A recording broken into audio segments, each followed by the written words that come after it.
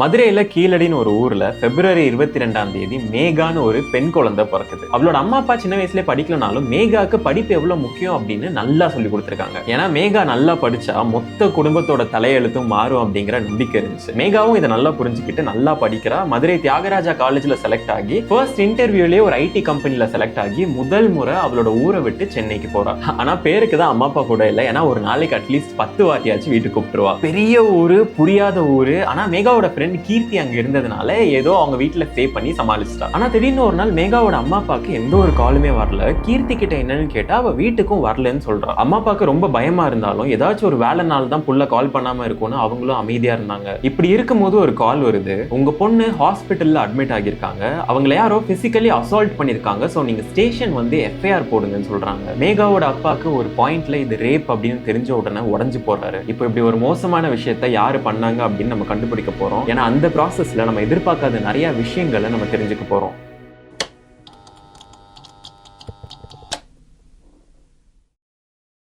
இதுல ஃபர்ஸ்ட் ஸ்டெப்பா லாஸ்ட் 2 நாள் மேகா உலகத்துல இருந்த மனிதர்களை பத்தி தெரிஞ்சுக்கலாம். இதுல யாரு வேணாலும் அந்த ரேபிஸ்டா இருக்கலாம். இதை நீங்க பார்த்து ஒவ்வொருத்தரை பத்தி தெரிஞ்சுக்கும் போது நீங்க கேட்க வேண்டிய ஒரே ஒரு கேள்வி, யார் இதை பண்ணிருப்பாங்க? ஃபர்ஸ்டா இந்த உலகத்துல இருக்குது ஜெகன். இவனுக்கு நிறைய ஃப்ரெண்ட்ஸ் அண்ட் ஃப்ரெண்ட்ஸுக்கு ஒண்ணுனா உயிரே கொடுப்பான்னு சொல்றாங்க. ஆனா மேகாவோட பார்வையில ஜெகனை பொறுத்த வரைக்கும் லவ்னா பார்ட்னர்ஷிப் இல்ல, மேகாவோட ஓனர்ஷிப். அதுக்கு அவன் ஃபேன்சியா வச்ச ஒரு பேரு தான் பொசசிவ்னஸ். இதனாலேயே மேகா யார் கூட பேசுறா, யார் கூட இருக்கா, இவன் என்ன பேசுறாங்கிற வரைக்கும் ஜெகனுக்கு எல்லாமே தெரியும். இவ்வளவும் நம்ம கிட்ட சொன்னது ஜெகனோட ஃப்ரெண்ட் தினேஷ். ஏன்னா எங்களால ஜெகன் கிட்ட ரீச் பண்ண முடியல. தினேஷ் ஜெகனோட பெஸ்ட் ஃப்ரெண்ட், ரொம்ப நல்ல பையன் சொல்றாங்க. பொசசிவ்னஸ்ங்கிற பேர்ல ஜெகன் மேகாவை பண்ண நிறைய விஷயங்களை கிட்ட இருந்து பார்த்து ரொம்பவே வருத்தப்பட்டிருக்கான். இவன் கிட்ட பேசும்போது தான் தெரியுது ஜெகனும் மேகாவும் ஒன்னா இருக்கிறது மேகாவோட மாமாக்கு சுத்தமா பிடிக்கல. சோ ரீசெண்டா கால் பண்ணி கூட ஜெகனை மிரட்டி இருக்காரு அப்படின்னு. சின்ன வயசுல இருந்தே மேகாவோட வீட்டுல என்ன ஒரு முடிவுனாலும் அதை எடுக்கிறது இவரு தான். இவரு மேகாவோட மாமா குருநாதன். ஊர்ல ரொம்ப மரியாதையான ஒரு மனுஷன், சொந்தங்களுக்கு வாரி வழங்குறாரு. ஊர் மக்களுக்கு இவர் மேல ஒரு பெரிய மரியாதை இருக்கு. இன்ஃபேக்ட் என்ன பிரச்சனைனாலும் இவர்கிட்ட தான் போறாங்க. இவருக்கு இவ்வளோ பவர் கிடைச்சதுக்கு ஒரு பெரிய காரணம் இவரோட ஃப்ரெண்ட் எம்எல்ஏ சக்கரவர்த்தி.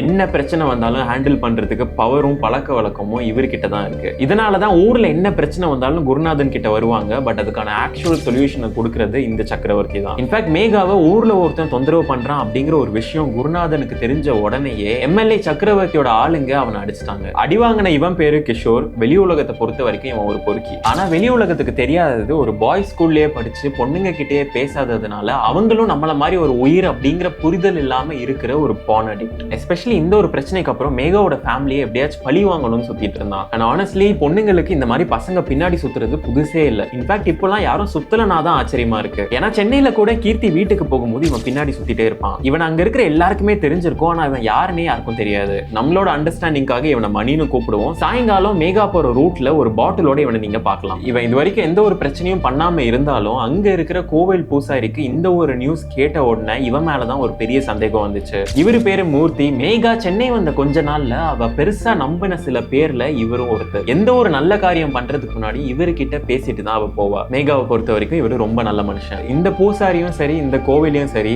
இது ரெண்டையும் மேகாக்கு இன்ட்ரோடியூஸ் பண்ணது கீர்த்தியோட அம்மா சரளா. ஒரு பக்கம் ஒரு டீச்சரா பயங்கர ஹார்ட் ஒர்க் பண்ணி இன்னொரு பக்கம் அவங்க குடும்பத்தையும் லீட் பண்றது தான் சரளா. ஆனா பயாலஜில ரீப்ரொடக்ஷன் அப்படிங்கிற சாப்டர் வந்தா மட்டும் எந்த ஒரு ஹார்ட் ஒர்க்குமே பண்ணாம ஸ்கிப் பண்ணிட்டு போயிடுவாங்க. இவங்க கிட்ட பேசின போதான் மேகா ரீசெண்டா வீட்டுல யாரை பத்தி நிறைய பேசுறாங்கிறது தெரிஞ்சுக்கிட்டோம். அவர் பேரு கார்த்திக், மேகாவோட டீம் லீட். ஒர்க் ரெஸ்பான்சிபிலிட்டிஸை தாண்டி இவருக்கு நிறைய சோஷியல் ஆக்டிவிட்டிஸ், என்ஜிஓஸ், இல்லாதவங்களுக்கு கொடுக்கறது அப்படின்னு நிறைய நல்ல இன்ட்ரெஸ்டும் இருந்துச்சு. இன்ஃபேக்ட் கன்சென்ட் அப்படிங்கிற ஒரு வார்த்தையை பத்தி ஒரு ஆம்பளை பேசி இதான் ஃபர்ஸ்ட் டைம் மேகா கேட்கிறா. அண்ட் ரொம்பவே அதை பார்த்து வியப்பாகிறா. இதை தாண்டி மேகா லாஸ்ட் 2 நாளா பேசினது அவளோட அம்மா அண்ட் அவளோட அப்பா. இப்போ சொல்லுங்க, who is the rapist?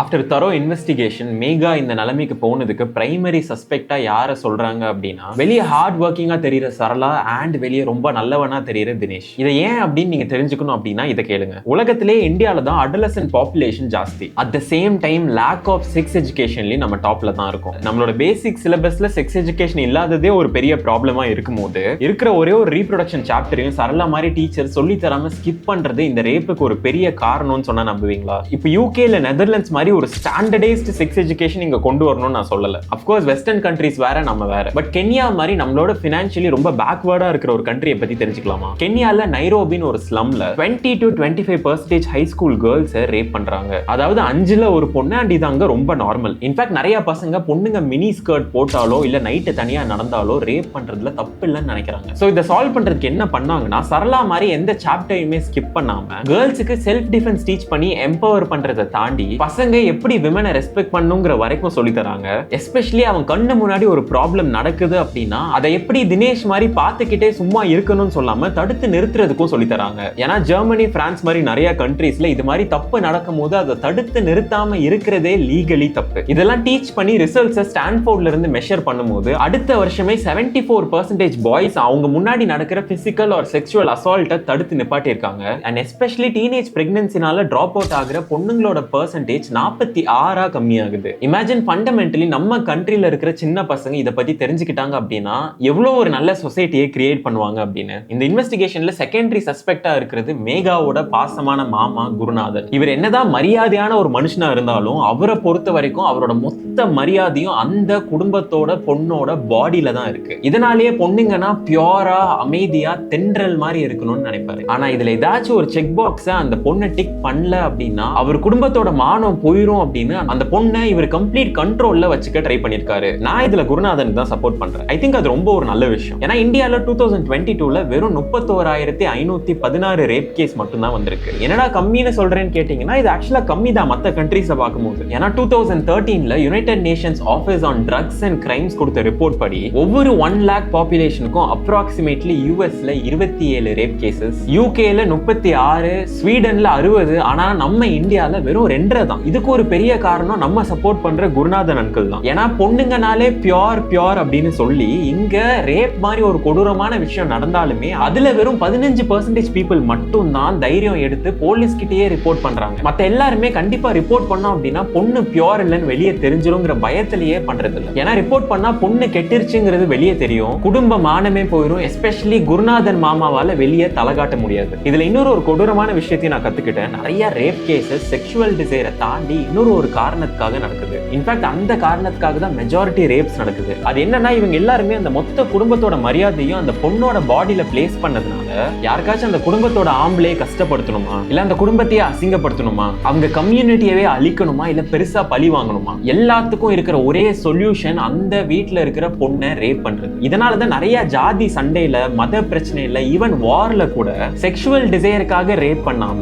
ஆப்போனன்ட்டை அசிங்கப்படுத்துறதுக்கு ஒரு பயங்கரமான வெப்பனா யூஸ் பண்றாங்க. அப்படி இருக்கிற ஒரு சிஸ்டம்ல பெரிய ரோல் பிளே பண்ணது குருநாதன் தான். அப்ப அவரோட எம்எல்ஏ ஃப்ரெண்ட் எந்த தப்புமே பண்ணலையான்னு கேட்டீங்கன்னா கண்டிப்பா அவர் எந்த தப்பு பண்ணல. அவர் ஒரு ரேபிஸ்டும் இல்ல. ஆனா அந்த ரேபிஸ்ட ப்ரொடெக்ட் பண்ற சிஸ்டம் இவர் கைக்குள்ள வச்சிருக்காரு. ஏன்னா நான் முன்னாடி சொன்ன மாதிரி வெறும் 15% தான் ரிப்போர்ட்டே பண்றாங்க. அந்த ரிப்போர்ட் பண்ண 15%ல வெறும் 27ல இருந்து 30% பீப்புளுக்கு தான் தண்டனையே கிடைக்குது. அண்ட் சராசரியா இன்னைக்கு ஒரு கேஸ்ல எஃப்ஐஆர்ல இருந்து வேர்டிக்ட் ஆகுறதுக்கு 5 to 10 வருஷம் ஆகுது. இவங்க எல்லாருமே யூஸ் பண்ற ஒரு பெரிய லூப் ஹோல், 1000 குற்றவாளிகள் தப்பித்தாலும் பரவாயில்லை, ஒரு நிரபராதி கூட தண்டிக்கப்படக்கூடாது. நம்ம முதல்ல பார்த்த 9 பேர்ல பாவமா இருக்கிற 2 பேருமே பார்த்துட்டோம், பவர்ஃபுல்லா இருக்கிற 2 பேருமே பார்த்துட்டோம். இப்போ பவ்யமா இருந்த 2 பேரை பத்தி பார்க்கலாம். மூர்த்தி இல்ல கார்த்திக் மாதிரி இருக்கிறவங்க யாருமே தப்பு பண்ண மாட்டாங்கன்னு நினைச்சேன். இன்ஃபேக்ட் மத்தவங்களை விட இவங்க தப்பு பண்றது ரொம்ப ஈஸி. ஃபார் எக்ஸாம்பிள் இவரு 400 ஆசிரமம், 40 ஸ்கூல் அக்ராஸ் இந்தியா வச்சிருக்காரு. பட் இதெல்லாம் தாண்டி இவர் பண்ண இன்னொரு ஒரு பெரிய அச்சீவ்மெண்ட், இவர் மேல 2 ஆயுள் தண்டனை இருக்கு. 2013ல ஒரு 16 வயசு பொண்ணு அண்ட் 2023ல இன்னொரு பொண்ணு. இந்த 2 இன்சிடென்ட்ஸ்க்கான கேஸ் இன்னுமே போயிட்டு தான் இருக்கு. ஏன்னா அவர் அவ்வளவு பவர்ஃபுல். இது மாதிரி ஒவ்வொரு ரிலிஜன்ல இருக்கிற ஒவ்வொரு லீடர்ஸ் மேலேயும் கேஸ் இருந்துட்டு தான் இருக்கு. இவங்க ஏன் எல்லாரை விட இன்னுமே டேஞ்சர் அப்படிங்கிறதுக்கான பதில இவங்களோட ப்ராசஸை புரிஞ்சுக்கிட்டதுக்கு அப்புறம் உங்களுக்கு புரியும். நம்ம காசு இல்லாம கஷ்டப்படும் போது, யாருமே நம்மள மதிக்காத போது, இந்த மாதிரி ஒரு ரிலீஜியஸ் லீடர் நம்மள பாக்குறதே நமக்கு ஒரு பெரிய விஷயம். சோ இவங்களோட பேட்டர்ன் என்னன்னா, யூசுவலாவே எந்த ஒரு சப்போர்ட்டுமே இல்லாம வல்னரபிளா இருக்கிற ஒருத்தவங்களை சூஸ் பண்ணி அவங்கள ஸ்பெஷலா ஃபீல் பண்ண வச்சு அவங்க ஃபேமிலி கூட இருந்து அவங்களே தள்ளி வச்சு நிறைய இன்அப்ரோப்ரியேட்டான விஷயத்த பிளெஸிங்னு சொல்லி அவங்களே நம்ப வச்சு நிறைய அபியூஸும் பண்ணிருக்காங்க. இது ஏன் ரொம்ப டேஞ்சர் அப்படின்னா, நிறைய விக்டிம்ஸ்க்கு அவங்க விக்டிம் அப்படின்னு தெரிஞ்சுக்கிறதுக்கே ரொம்ப டைம் ஆச்சு. நான் சொல்றது எதுவுமே பெரிய சீக்ரெட்லாம் இல்ல. நெட்ஃபிளிக்ஸ்ல ஸ்பாட்லைட் அப்படிங்கிற ஒரு சீரிஸ்ல இதை பத்தி டீடைல்டாவே சொல்லியிருப்பாங்க. சோ ஒருத்தவங்க பப்ளிக்கா மத்தவங்களுக்கு நிறைய நல்லது பண்றதுனால மட்டும் இன்னொருத்தவங்களை ஹர்ட் பண்றதுக்கான லைசன்ஸ் எப்பவுமே கிடையாது. இப்போ மிச்சம் இருக்கிற 3 பேர் தான் ரேபிஸ்டா இருக்கும் நிறைய பேர் சொல்லியிருக்கீங்க. பட் அதுக்கு முன்னாடி இதை பாருங்க. ஆல்கஹால் கன்சியூம் பண்றது கண்டிப்பா தப்பு. பட் அந்த ஆல்கஹால் கன்சியூம் பண்ணதுனால தான் ஒருத்தன் ரேப் பண்ணுவானான்னு கேட்டீங்கன்னா அதுவும் இல்லை. ஆல்கஹால் என்னைக்குமே ஒரு விஷயத்த பண்ண தூண்டாது. பட் ஒருத்தனுக்கு ஆல்ரெடி நிறைய விஷயம் பண்ணணும்னு தோணி இருக்கலாம். பட் அவன் கிட்ட இருக்கிற அந்த சின்ன செல்ஃப் கண்ட்ரோல்னால அவன் அதை ஆக்ஷன் எடுக்காம இருந்திருக்கலாம். இந்த ஒரு ஆல்கஹாலை கன்சியூம் பண்ணும்போது அந்த ஒரு சின்ன செல்ஃப் கண்ட்ரோலையும் இழந்து அந்த ஒரு தப்பான விஷயத்துல ஆக்ஷன் எடுக்கிறான். சோ இங்க குடிக்கிறது ஒரு பெரிய ரோல் பிளே பண்ணுது. பட் அதுதான் காரணம் இல்லை. அவன் அப்படி ஒரு விஷயத்தை நினைச்சு பார்த்ததுதான் முதல்ல இங்க தப்பு. In fact 50% convicted rapist alcohol consume பண்ணிட்டு தான் இதை பண்ணிருக்காங்க. But alcohol does not create intend, it removes restraint. இதுக்கு முன்னாடி நான் சொன்ன நிறைய விஷயங்கள் கரெக்டா இருந்துச்சு அப்படின்னா இந்த ஒரு பாயிண்ட்ல அவனுக்கு அந்த இன்டென்ட்டே வந்திருக்க கூடாது. நெக்ஸ்டா கிஷோர் அப்படிங்கிற அந்த பான் அடிக்ட் தான் இது காரணமா இருந்திருக்கும்னு சொன்னீங்க. பட் ரீசர்ச் படி பான் கன்சியூம் பண்றதுனால ஒருத்தன் ரேப் பண்ணுவானா அப்படின்னா அதுக்கு எந்த ஒரு கோரிலேஷனுமே இல்லை. இந்தியால இதை பத்தி ஸ்பெசிஃபிக்கா ஒரு ஸ்டடி இல்லைனாலும் யூஎஸ்ல பான் ஆக்சஸ் இன்க்ரீஸ் ஆனதுக்கு அப்புறம் ரேப் ரேட்ஸ் கம்மியா தான் ஆகிருக்கு. ஆனா ரொம்ப வயலண்டான பான் கிரியேட் பண்ணி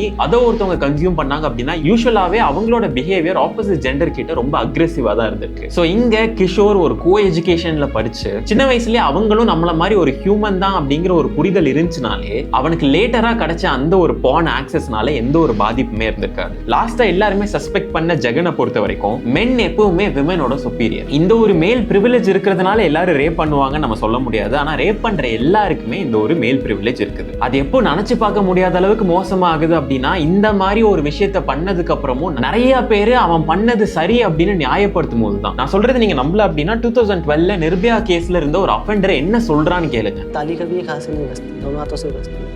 ये चीज़ देखी जाए, अगर कोई शरीफ लड़की होती है रात को 9 बजे मतलब नहीं घूमती है, लड़के भी उतना उससे ज़्यादा जिम्मेदार है रेप के लिए, ये लड़के हैं उससे ज़्यादा. இன்ஃபேக்ட் ஒரு 9 கன்விக்டட் ரேபிஸ்ட்டை இன்டர்வியூ பண்ணும்போது அவங்களோட நேச்சர் ஆஃப் கிரைம்ஸ் டிஃப்ரெண்டா இருந்தாலும் அவங்க எல்லாரும் காமனா சொன்ன ஒரு விஷயம், அந்த பொண்ணுக்கு இது தேவைதான், அப்படிதான் பண்ணுவேன், இது என்னோட கடமைன்னு சொல்லியிருக்காங்க. இப்போ நான் சொல்றது நீங்க நம்பல அப்படின்னா ஹரியானால இதை பத்தி ஒரு டாக்குமெண்ட்ரி எடுத்திருக்காங்க. அதுல அவங்க என்ன சொல்லியிருக்காங்கன்னு கேளுங்க. 14 साल की 15 साल की लड़की हो जाए उसका बाद में बलात्कार नहीं किया जा.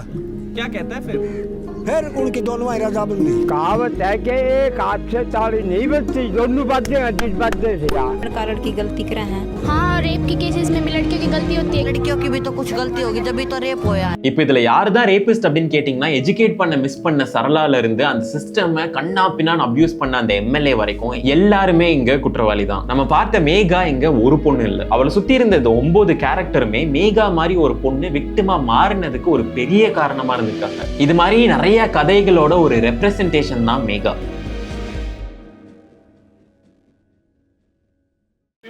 ஓகே, இப்போ இதை சேஞ்ச் பண்ணணும் அப்படின்னா என்ன பண்ணலாம்? கரண்டா ஒவ்வொரு டைம் இஷ்யூ நடக்கும்போது ஹேஷ்டேக்ஸை ட்ரெண்ட் பண்றோம், டிபேட்ஸ்ல பேசுறோம், நியூஸ்ல ட்ரெண்ட் ஆகுது, டெத் பெனால்ட்டி கேட்கறோம், அப்புறம் ஒரு 3 நாள்ல வேற ஒரு விஷயம் நடக்குது, அதை பார்த்து போயிடுறோம். இங்க அக்கௌண்டபிலிட்டியை ஃபிக்ஸ் பண்றது ஒரு முடியாத காரியமா இருக்கு. இந்த ஒரு வீடியோக்காக நான் இதை பத்தி நிறைய படிச்சப்போ எனக்கு புரிஞ்சது என்னன்னா, ஒரு பொண்ணை எதிர்த்து ஒரு செக்ஷுவல் வயலன்ஸ் நடக்குது அப்படின்னா அது என்னைக்குமே ஒரு பொண்ணோட பிரச்சனை இல்ல, அது எப்பவுமே மென்னோட ப்ராப்ளம். கண்டிப்பா இங்க எல்லா மென்னையுமே நான் சொல்ல, நாட் ஆல் மென். நீங்க ரேபிஸ்ட் இல்ல. ரேப்புங்கிற ஒரு வார்த்தை கூட உங்களுக்கு அருவருப்பா இருக்கலாம், கங்க்ராட்ஸ், அது வந்து ஒரு பேர் மினிமம். பட் நம்ம சர்க்கிள்லயே நம்ம ஃப்ரெண்ட் யாராச்சும் ரேப்பை பத்தி ஜோக் பண்ணாங்கனாலோ இல்ல நம்ம ஃப்ரெண்டே ஒரு பொண்ணுக்கு அகேன்ஸ்டா டாக்ஸிக்கா ஏதாச்சும் பண்ணும்போது நம்ம பார்த்துட்டு சைலண்டா இருந்தாலோ பேசிக்கா தப்பு நடக்க போகுதுன்னு தெரிஞ்சு ஒவ்வொரு டைமும் நம்ம அதை தடுக்காம இருக்கிறதே நம்ம ஒரு பொட்டென்ஷியல் அஃபெண்டருக்கு சப்போர்ட் பண்றோம்னு தான் அர்த்தம். இப்போ மேகாக்கு இந்த மாதிரி ஒரு விஷயம் நடந்ததுக்கு அப்புறம் என்ன பண்ணாலும் அவளோட ஹர்ட்டை நம்மளால கியூர் பண்ண முடியாது, அவளோட அந்த ஒரு பேட் மெமரியை நம்மளால அழிக்க முடியாது. ஆனா ஒரு சொசைட்டியா நம்ம இப்படி பண்ணா எப்படி இருக்கும்னு நினைச்சு பாக்குறீங்களா? இந்த ஒரு இன்சிடென்ட்க்கு அப்புறம் மேகாவோட ஃபேமிலி அவளை பயத்திலேயே உள்ள வைக்காம மறுபடியும் அவளை நம்பி வெளியே அனுப்புறாங்க. மேகாவோட வாழ்க்கையை புரிஞ்சுக்கிட்ட ஒரு சைக்காலஜிஸ்ட் அவளோட எமோஷன்ஸை பெட்டரா ஹேண்டில் பண்ண கைட் பண்றாங்க. அவளோட ஆபீஸ்ல பாஷை ஸ்ட்ரிக்ட்டா என்ஃபோர்ஸ் பண்றாங்க. கண்ட்ரியோட லாஸ் எல்லாம் இன்னும் பெட்டர் ஆகி லூப் ஹோல்ஸ் எல்லாம் எலிமினேட் ஆகுது. மேகாவோட ஃப்ரெண்ட்ஸ் யாருமே பொண்ணுங்களை மட்டன் தட்டி ஜோக் பண்றதோ இல்ல அதுக்கு சப்போர்ட் பண்றதோ இல்ல. மேகா பிறந்து வளர்ந்த கீழடி அப்படிங்கிற அந்த ஒரு அழகான ஊர்ல கூட செக்ஸ் எஜுகேஷன் மேண்டேட்டரி ஆகுது. பசங்க பொண்ணுங்க ஒன்னா உட்காந்து இன்னொரு ஜெண்டருமே நம்மள மாதிரி ஒரு மனுஷன் தான் அப்படிங்கிற புரிதலோட சந்தோஷமா இருக்காங்க. ஒரு சொசைட்டியா நம்ம மேகா மாதிரி நிறைய பொண்ணுங்களை ஆல்ரெடி கைவிட்டுறோம். இப்போ அவங்க எல்லாரையுமே நம்ம கைப்பிடிச்சு தூக்கி விடணும்னு கூட இல்லை. பட் மேகாவா பழைய மாதிரி வெளியே வரணும்னு நினைக்கும் போது அதை தடுக்காம இருந்தாலே போதும், அவ பார்த்துப்பா.